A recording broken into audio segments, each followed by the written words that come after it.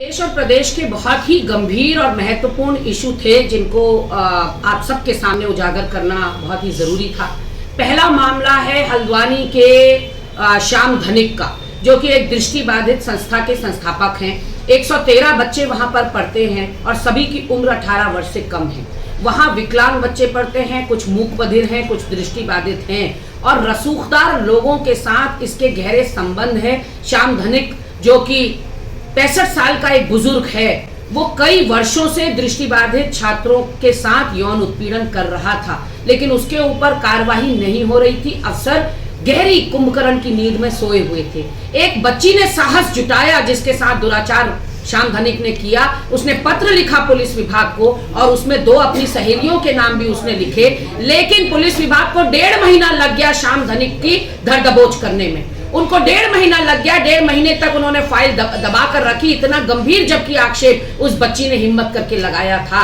और सवाल यहां बड़ा ये उठता है कि आज चौथी बच्ची से भी पूछताछ हो गई और चौथी ने भी पुष्टि कर दी है कि हाँ, ये यौन दुराचार करता था। कर्मचारी ने भी पुष्टि कर दी है संस्था के कि वाकई श्याम धनिक इस तरह का अनाचार यहां बच्चियों के साथ कर रहा था। उसके बावजूद आप देखिए कि कितनी मोटी खाल है महिला एवं बाल विकास मंत्री की, जो कि स्वयं एक महिला है। एक शब्द पिछले 4 दिन से उत्तराखंड हिला हुआ है इस गंभीर प्रकरण से।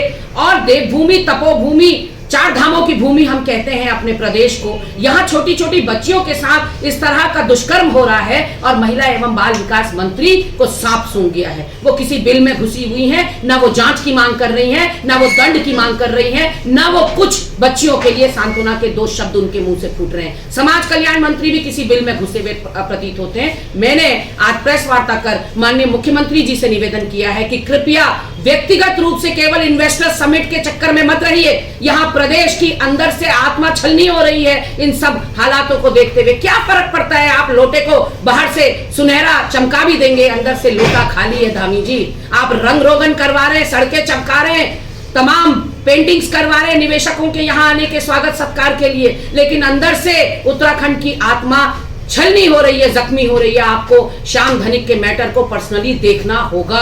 यहाँ की बच्चियों के सम्मान के लिए, उनके स्वाभिमान के लिए आपको कठोर से कठोर कार्रवाई श्याम धनिक के ऊपर करनी होगी और उन तमाम लोगों के ऊपर करनी होगी जिनको पहले से इस बात की जानकारी थी, लेकिन उन्होंने सब कुछ ढका छुपा कर रखा।